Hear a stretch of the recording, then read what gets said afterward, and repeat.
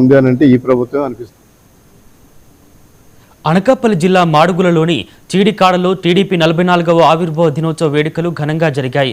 ఈ వేడుకలకు ముఖ్య అతిథిగా హాజరైన ఎమ్మెల్యే బండారు సత్యనారాయణ పార్టీ జెండాను ఆవిష్కరించి కేక్ కట్ చేశారు. ఈ సందర్భంగా ఎమ్మెల్యే మాట్లాడుతూ నాడు ఎన్టీఆర్ తెలుగు జాతి ఆత్మగౌరవం కోసం స్థాపించిన ఈ పార్టీ నేడు 44వ వసంతంలోకి అడుగుపెట్టడం గర్వకారణమని పేర్కొన్నారు. క్లిష్ట పరిస్థితుల్లో పార్టీని కాపాడిన కార్యకర్తలే అసలైన బలమని కొనియాడారు.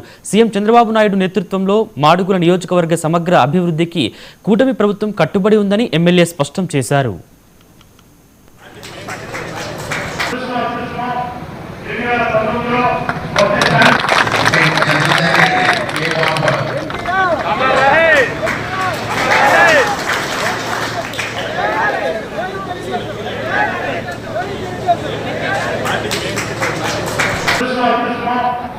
చారిత్రాత్మక దినం.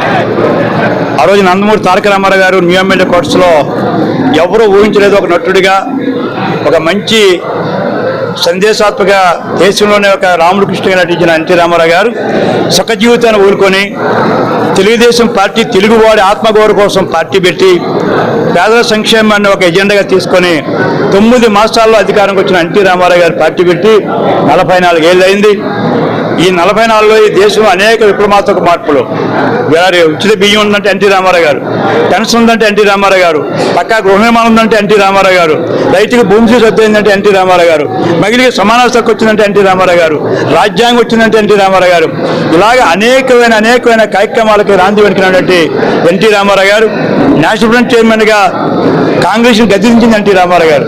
ఆ తర్వాత చంద్రబాబు నాయుడు గారు మళ్ళీ అధికారంలోకి వచ్చి దేశ రాజకీయాల్లో ప్రపంచంలోనే ఒక మంచి పరిపాలనా దక్షుడిగా, సంస్కారకర్తగా ఇతర దేశాలు బిల్ క్లింటన్ లాంటి వాళ్ళు, లేదా టోనీ బ్లెయిర్ లాంటి వాళ్ళు, లేదా కోపి అన్నం లాంటి వాళ్ళు మెచ్చుకున్నటువంటి ఏకైక నాయకుడు చంద్రబాబు నాయుడు గారు.